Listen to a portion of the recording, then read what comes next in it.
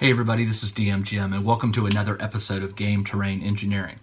If you watched the last episode, I was tired. I had just gotten back from Gen Con 50. I had lost my voice, or was losing my voice. I was exhausted, but now I'm all caught up on my sleep. I've also caught up on some projects that I want to share with you in this episode. Now, before I do that, I want to talk about something I mentioned in the previous episode. At Gen Con 50, Fantasy Flight Games made a big announcement. They're going to be releasing a game in early 2018 called Star Wars Legion. It is basically going to be a Star Wars wargame. And what that means is you're going to get miniatures that you glue together, you paint up, and you put on the table, and you fight with an opponent. I'm a big Star Wars geek, and I do love wargames, so this kind of is a no-brainer for me. I go back and forth. Am I going to buy it? Am I not? But ultimately, I know I'm going to buy it. So it occurred to me while I was looking at Gen Con, they had these dioramas set up so that people could kind of get an idea of how the game was going to play, you know, with the miniatures and things like that. Because a lot of people aren't familiar with war games. And they had some really nice dioramas made up. But one of the things that has not been mentioned is terrain. When you play a war game, you have what's on the table called scatter terrain. It's just basically terrain, buildings, obstacles that you put on for your miniatures to hide behind. You know, you're playing a little skirmish game, and you don't want your miniatures out in the open, you know, because they can get shot and things like that. So the idea of terrain is to give your players something to hide behind or to climb up to get elevation and things like that. And they had some really nice terrain, but again, no mention of whether any kind of terrain would come in the core box. The core box is going to be $90. It states that it's going to be about 33 figures, which is Luke Skywalker, Darth Vader, a whole bunch of stormtroopers, a whole bunch of rebel fighters, and then some small vehicles like the speeder bike on Moon of Endor. But I was looking at all these and thinking, you know, this is going to be fun to play, but it occurred to me that, you know, most wargamers have to make their own terrain or borrow terrain from a gaming store if they have a place that they go to play the game. And it occurred to me that, you know, this is perfect time to start making some terrain before the game releases so that when it comes out, you know, I'll be able to jump right in and start playing. So what I've done over the last week and a half, is I've been making some Star Wars terrain. And I want to show you what I've made and explain how I made it. And I'm also going to make some of the files, some PDFs, and some STL files for 3D printers. I'm going to make these files available to you so you can duplicate what I've done. But before I get into it and go to the work table, let me show you the structures. So here is one I made that you would find on Tatooine. Got the standard Star Wars door, you know, the buttresses on the building, a dome top right there, okay? Doors on both sides, completely hollow, cardboard. This one I'm really proud of. This is the shield generator back door, the bunker. And again, pink, made of foam, and some cardboard, some chipboard, and weathered a little bit. It's got greebles and details that I have found, including the door. I don't know if you can see that. This one I'm really proud of. It looks so good. It is not movie authentic. It's not going to match up exactly the angles of the thing, you know, various angles and sizes. This is just for something to play with. So Star Wars geeks, which I'm one of them, don't go crazy on me telling me that, you know, this diameter of this greeble is, you know, too small and things like that. I know. I was not going for movie authenticity. I'm just going for something to place on the table that has that Star Wars feel. The last one, this one's a really tiny one, but I felt I needed to make it after making this. You may recognize this. It is a 3D printed Moisture Vaporator. The thing that Luke maintained on his farm, which pulls moisture out of the air so they had drinking water. It's 3D printed, most of it. There's a needle here, some paper and toothpicks and things. I'm going to show you how I make this, and again, I'll make these files available to you. And this one is a little fragile, so be careful. So let me get straight to the work table next, and we'll start with the Tatooine building and then move into the bunker. First thing I'm going to do is, I was just going to glue this on top here. Instead, what I'm going to do is I'm going to cut a smaller base that this will rest on. Now, this thing is square. It's 4 1/4 by 4 1/4. So I figure what I'll do is I'll leave a 1/4 inch base all the way around. So 1/4 inch and a 1/4 inch is a 1/2 inch. And if I take 4 1/4 and I take off a 1/2 inch, that leaves me with 3 3/4. So what I'll do is I'll just set this at 3 3/4 right here. Set my Proxon. And I have a piece of foam here with a flat edge, so I'm just going to go ahead and cut this square.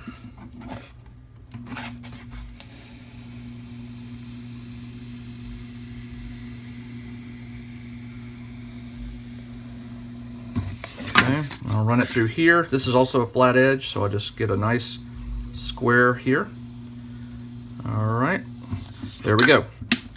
So this I'm going to glue on top there, like that, and then this piece will go on top of that, and that will be the very basic top of it. I'm not going to do any more embellishments. It's possible I might put something at the 4 corners, but I'm looking at a picture right now, and I'll share this picture in this video. I'll try to embed it in here, but I'm looking at it right now, and a lot of the buildings that have this dome top, they don't have anything else. A few of them might have some squares here and there. I'm not sure what they are, but this is basically it. And what they really have is things on the side, big beams that come down on all 4 sides. So I'm going to use the remainder of this piece and this piece to cut out some of those structures. Now remember, this thing is only 2.5 inches tall, so I only need to set my Proxon for 2.5. And what I'll do is I'm going to cut it a shade shorter, maybe 2, right there, 2 inches. And that will leave me something that doesn't go all the way to the roof, because most of these things that I'm looking at, they don't go all the way to the roof. So this should be fine. So I'm going to cut a 2-inch wide piece here, like this. All right. So this is a piece that will go here. I've cut a bunch that are 2 inches wide. Here's a few that I've cut to size. And you may notice these are 1.25 inches wide and 2 inches long, 2 by 1.25 inches. So I've cut these by 2. Now what I'm going to do is I'm going to resize this to 1.25 inches, just shy of 1.25 inches actually. And I'm just going to run these through and just make a bunch of these. And these are going to be the towers. I need 8 of these, 2 per side. So 1, 2, 3, 4, 5, 6, 7, and 8. All right. Now I have 8 of these, and what I need to do now is I want to cut them at an angle so they'll be glued on here and make like a a nice looking column. It's not a column. I don't know what you would call that. Maybe a buttress or something like that. So how do I do that? Well, to cut them all at the same angle, I need to run them through my Proxon at the same angle. So about the only way I've come up with doing this, you see this gap right here, this little gap? What I'm going to do is I'm going to cut a triangle. I'm going to eyeball this. I'm going to try to keep this point on here on the fence, and you'll notice that this end touches the black line, and I'm just going to try to cut as straight a line as possible. And I'm going to use this as a spacer. So watch this. I put this in here like this. I lean it up against there like that. And then what I want to do is I want to make this the same width right there. I don't know if you can see this, but the spacer I'm putting this edge right on this black line, which matches with the wire, like this. I'm going to lock the fence down, turn this on, and I'm going to slide this whole thing together.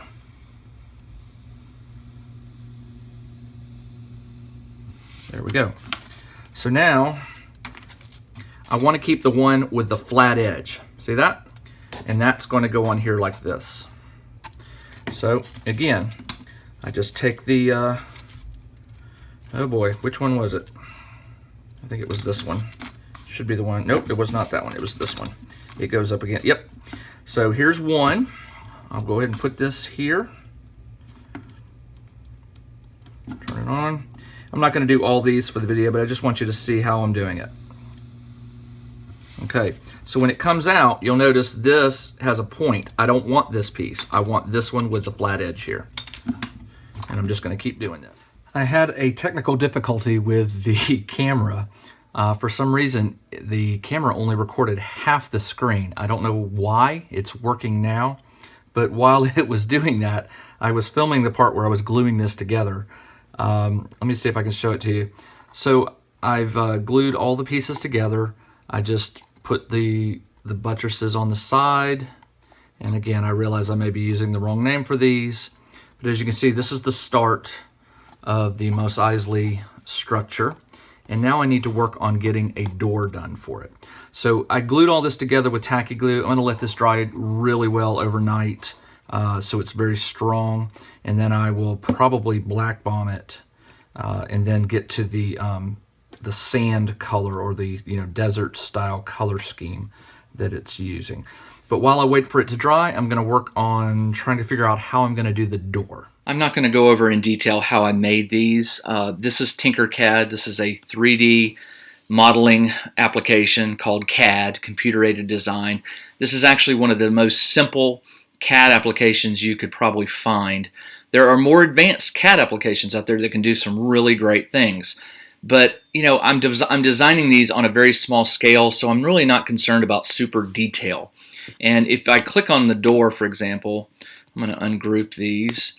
If I click on the door, you'll see that it is 5/8 inch wide and 1.3 inches tall. So it's a very small door, and the coverway here is 3/4 inch wide and 1 3/8 inch tall. So again, when I 3D print these out, they're not going to be very big, so I'm not super concerned about detail.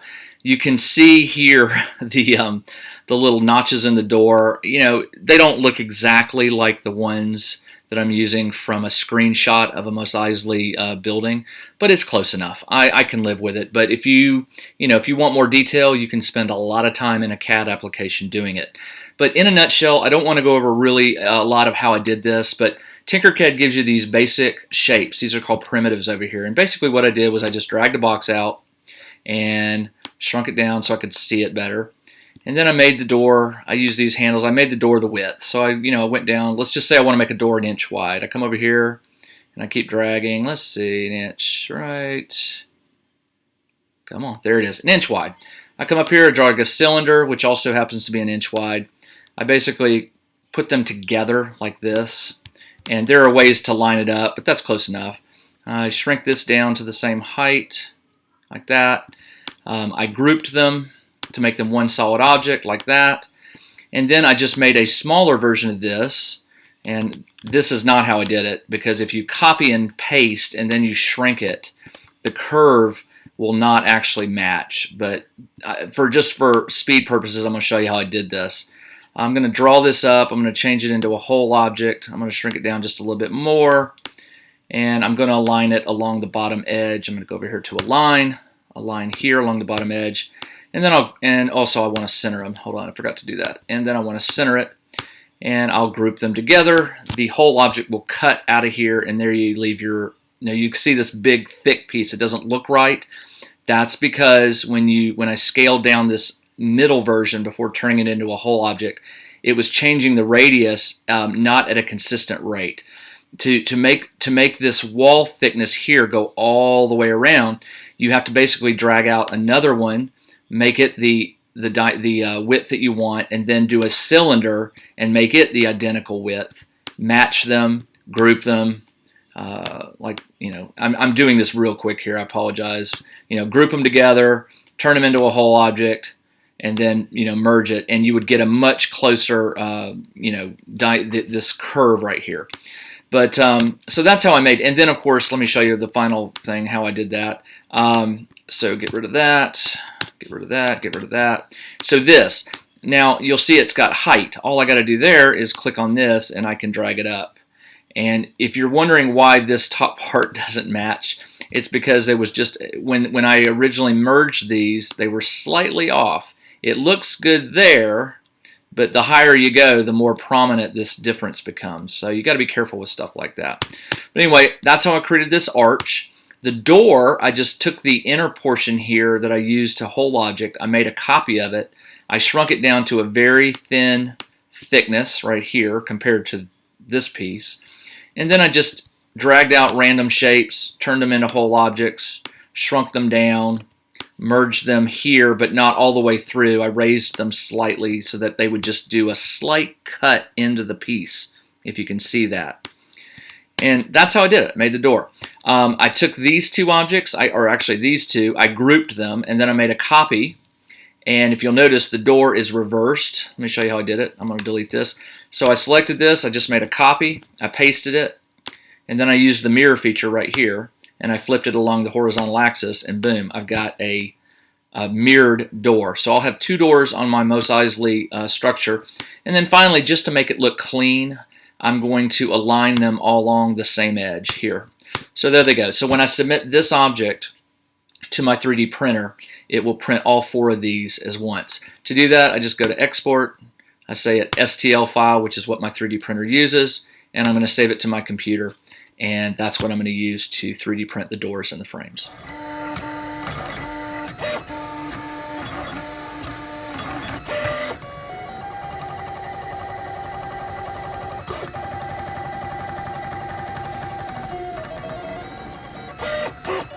So the structure is glued, everything's really strong here. It's a little too perfect. If you can see, the edges are all sharp. So what I'm gonna do is I'm just gonna do a little damage to it.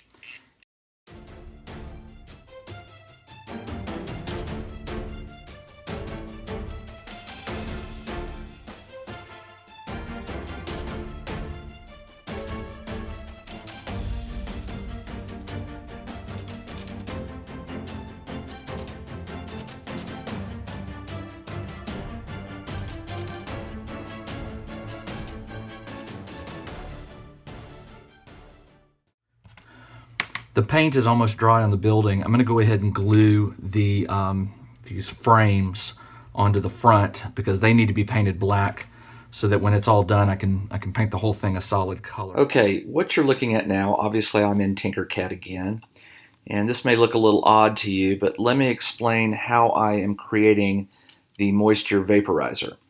So here you see two pictures. Here's Luke standing beside the actual model. And then I found this image on the internet, which I really like, because this one over here, when I tried to remove the color of the sky and the sand, the shadows, it's very difficult to do and leave exactly all the white and shadowed portions of the vaporizer. So this one was great because the blue is consistent, so I removed it using some editing software from the image. I was also able to remove the red lines and the text, and also this little droid right here. And basically what I was left with was just the shape of the Vaporator and this human figure right here. So once I had that, I converted that image to an SVG file. And the reason I converted it to an SVG is because that is an image type that Tinkercad can import. So when I converted this to an SVG file, and I did that using a website called online-convert.com. But basically I converted this to an SVG file, and then I imported it, and this is what I got. I got this image right here. You can see there's the figure, there's the outline of the Vaporator, and then I have this line down here representing the ground. I made a copy over here just in case I did something accidental with this. I'd have a backup and wouldn't have to import it again. But in a nutshell, here's what I do. All right, so I know that I want this to be a certain height. I'm using 32 millimeters as the height of a standard miniature. So you'll notice that this box right here that I added, I sized it to a height of 32 millimeters. After doing that, I took this and it actually, when I imported it, was very large, and I shrunk it down until the height of the figure here, the height of the top of his head, was basically in line with this box. So this is a 32 millimeter miniature. Doing that, now I can build the Vaporator to scale. So next, what I've done, and I'm not gonna do every part here. I just want to show you how I do it. If you look at this, this is like a cross section, and you can see where the breaks are in the different components.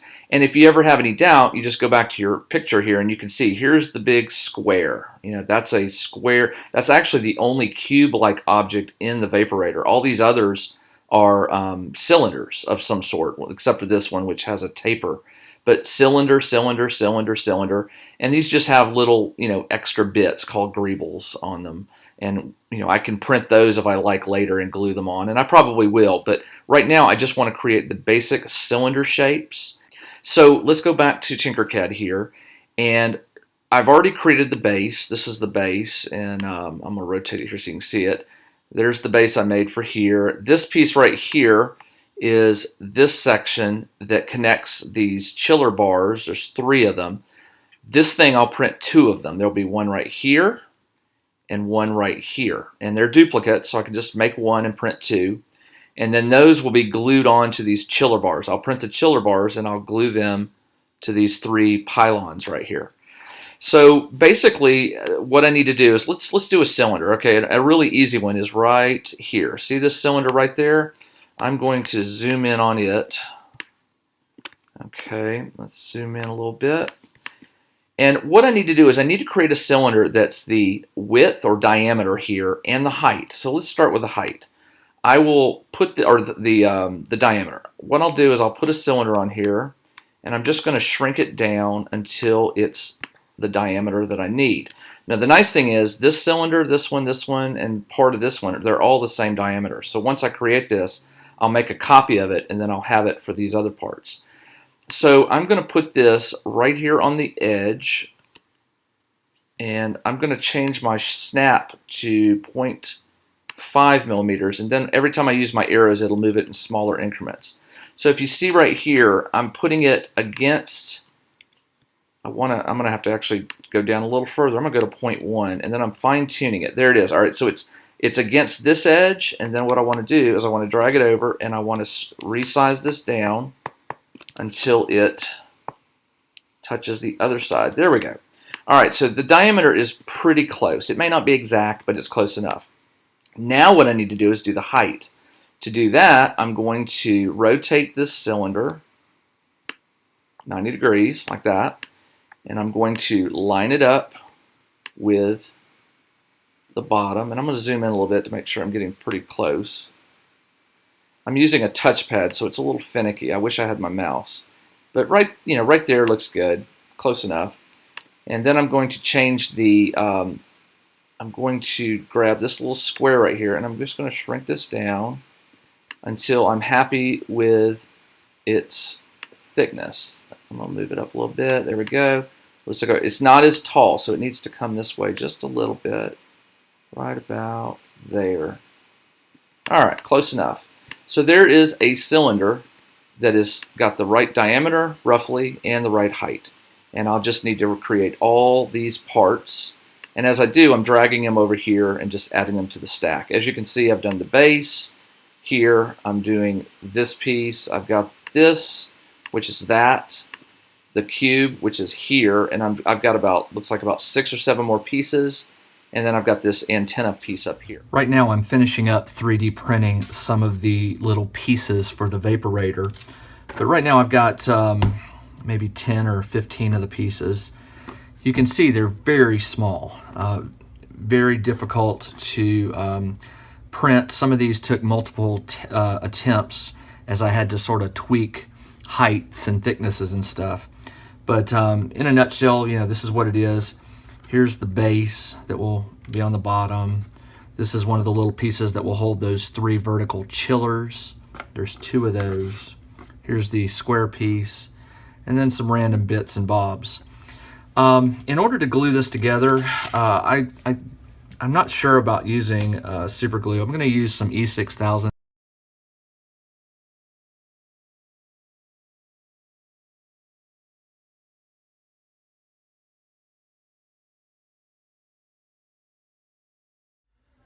Here is the assembled Vaporator so far, not completed.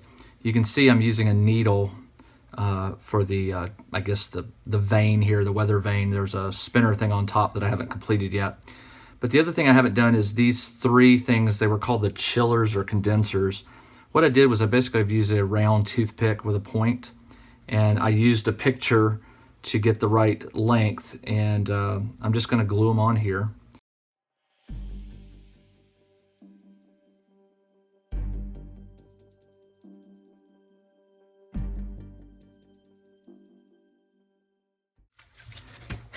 To paint the structure, I'm going to use this folk art camel. It's kind of a tan yellowish color. I'm hoping I made the right color choice here. We'll see. If this is not the right color, of course I can prime it again. But you may notice I covered this with a textured paint just to give it sort of a, I didn't want to pour sand on it, glue it, put glue all over it and put sand on it, but just to give it sort of a natural rocky feel, I coated it first with this texture paint. So now I'm going to use this.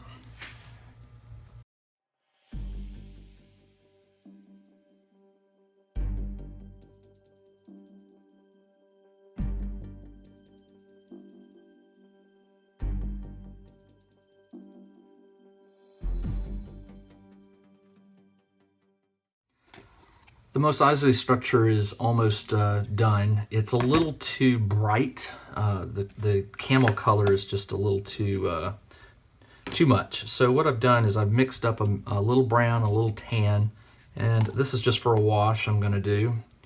And just want to see what it looks like. I may regret this.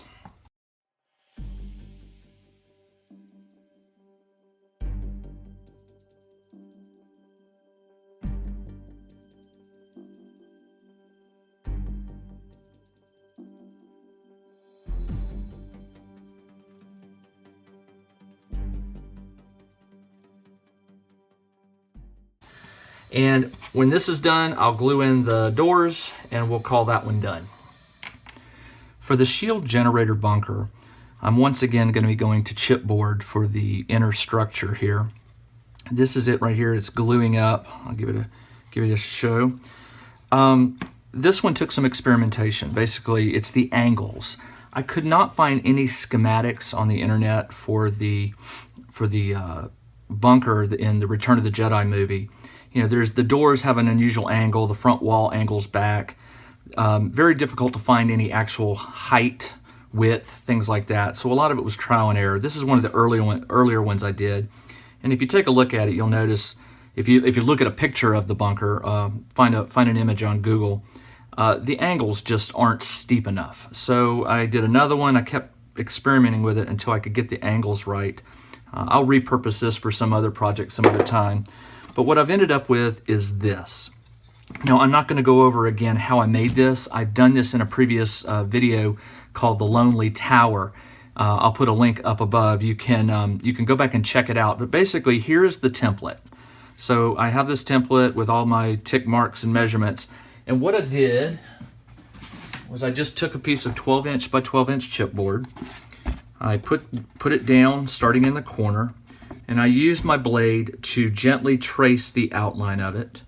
And then I took the template and I put this wall right here against the next one, and I traced it with my blade. And I could only get two. If doing a third one, it would go off the edge. So I did half of the bunker, and then I did half of the bunker. And here's what you're looking at. So you can see, I did it like this. Here's the first template, here's the second template traced. And then I spun it around, did one here, cut them out. And then on the inside, you'll see I've used some paper, just some cardstock to give it some strength and to combine the two halves. So I'm gonna let that glue dry really well. But there it is. That's the basic shape of the shield generator bunker. The bunker has a 4-inch square opening here that I need to cover with the roof. I'm going to embed a photo, a screen grab from Return of the Jedi that shows you a close-up of the bunker. And you'll notice that the roof is flat and it's kind of thick, and then around the roof is this piece of metal that goes at an angle all the way around. And if you look carefully, you'll also notice that the roof is also slightly beveled. I don't think it's matching this angle, but it might be. So what I need to do first is I need to cover this. I'm not going to cut a 4-inch square. I'm going to cut a 4.5-inch square.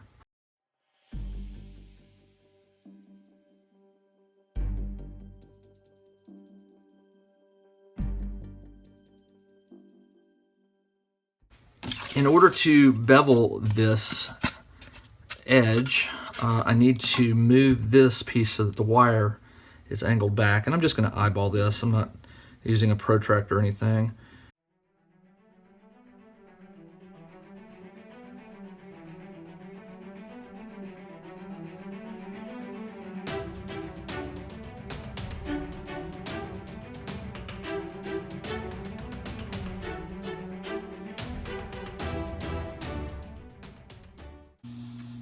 All right, there we go. Nice beveled edge all the way around. And now what I need to do is glue it on.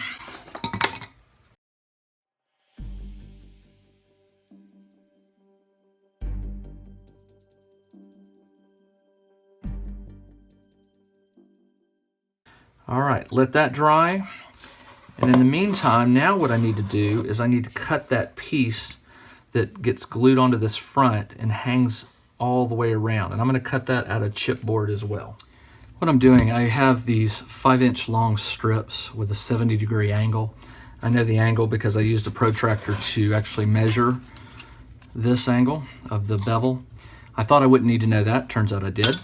So if you do this, just make sure you keep track of your angle, or at least the angle the wire of the Proxxon cuts.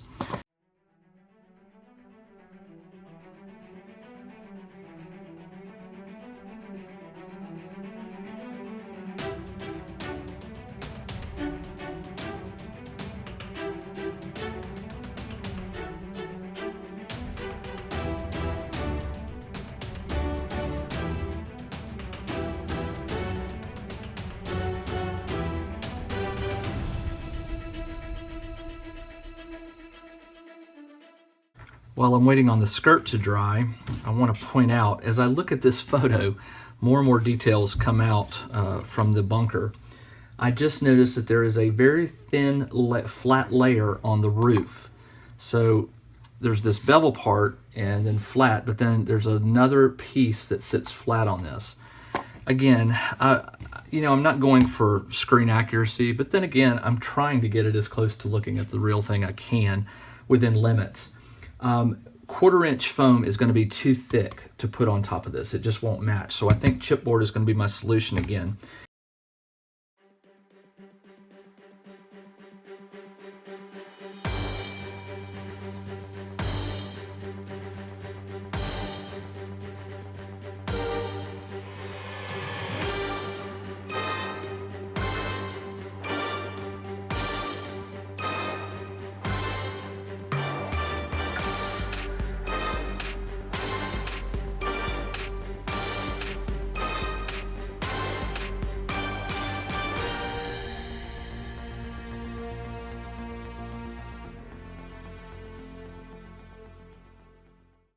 I'm wrapping up the Star Wars builds.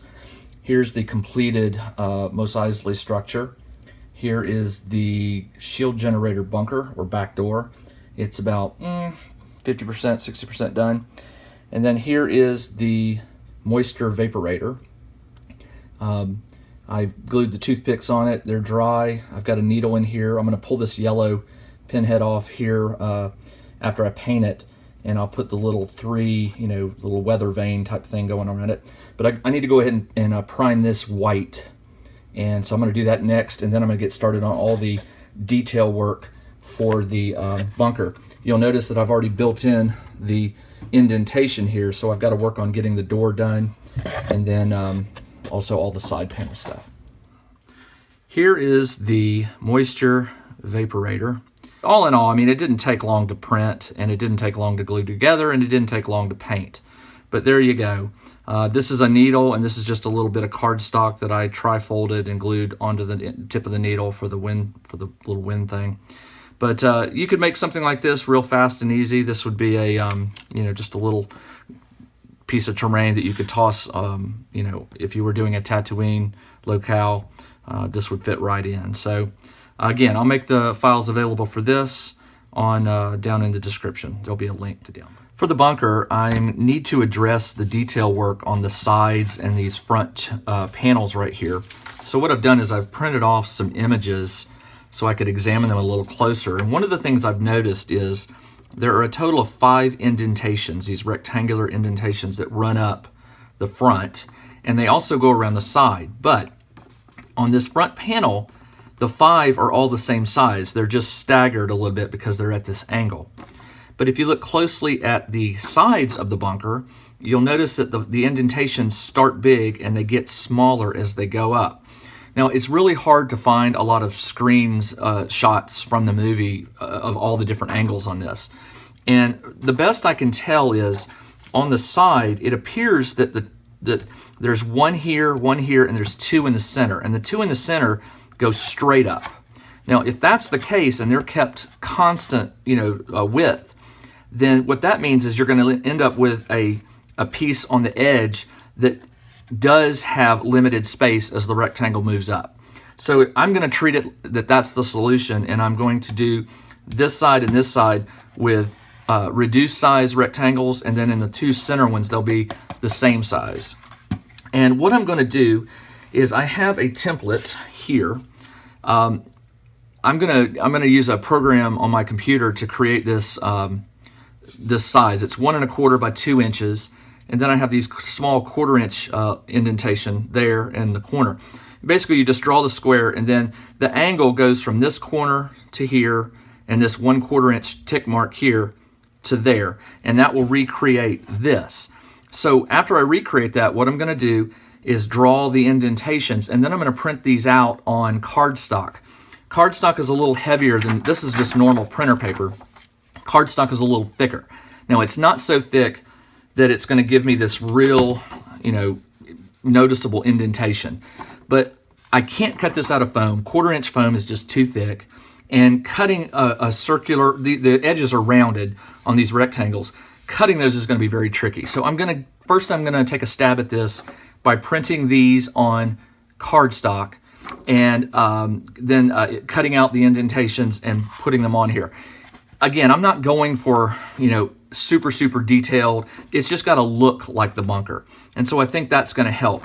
And then the other thing you'll notice, there are these these columns on the edges, and they separate the different panels. I may do those in 1/4 inch foam, or I may just cut those out of chipboard. I'll know that once I get the panels finished, and then I can finish it up. But once I get the panels done and these pieces, it'll be ready for painting.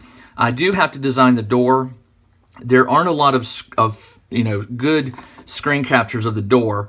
There are some with close-ups of Han and Leia, and I'm just going to have to sort of extrapolate and come up with what I think the door looks like. But this image has the best grab of it from far away, and then there are some other close-ups. But everything else, it's open. So I'm going to do my best there and come up with a door here, and then once that's done, I'll get it all painted and finished up. All right, so I took some measurements, created some templates for the panels. Here's 2 that I cut out just to see. And the way they'll go is I'll cut out this and then I'll flip it so that, there's, they're going to be painted, but it doesn't matter. But they're going to go like that. It occurred to me that cutting those things out with a knife is going to take a while, and I just wanted to try and experiment. So what I did was I cut one of these in half with scissors, and then I used the scissors to just cut out the little rectangular or pieces of indentations, and then I'll glue them together like this. And I think the little cut in the paper when I paint it will get covered over and you won't see it. If you do, no big deal. But this took about a minute and a half versus about 10 minutes to cut each one out with a blade. So I'm going to try this, and if it works, then I'll also do these corner pieces that way.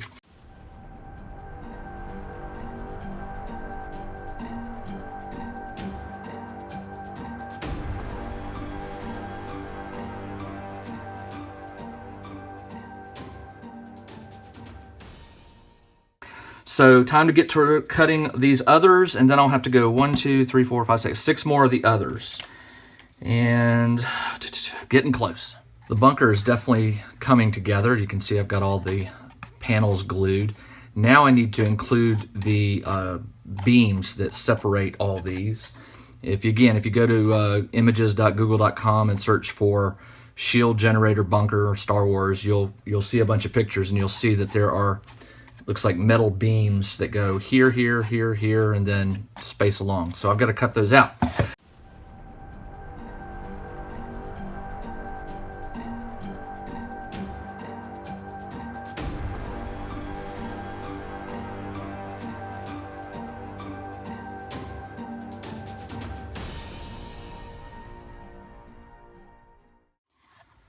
Okay, I've got everything glued on, and I went ahead and designed in Tinkercad the front doors.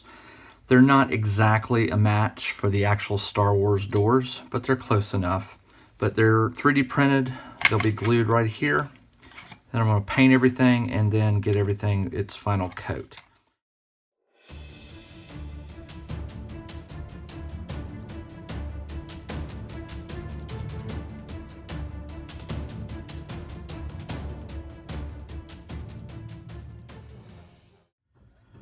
All right, here it is so far. I've got the little greebles glued all the way around, just random pattern, except this does match the screenshot, 1, 3, 2.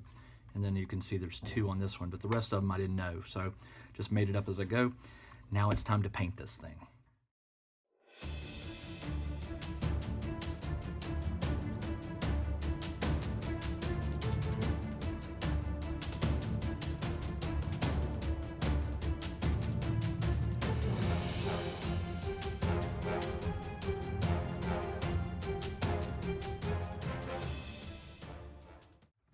All right, the paint job is done. Now I need to weather it a little bit.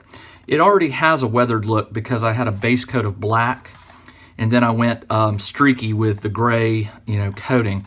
This is just sort of a trial and error. I'm not really sure, what the best color mix is for this. I would think it would depend on the planet. Maybe they'd paint them brown if on a forest planet like Endor, because in the images I've seen, they do sort of have a grayish brown color, but I went with the, slate gray, and what I'm going to do now is give it a little bit of a wash just to weather it.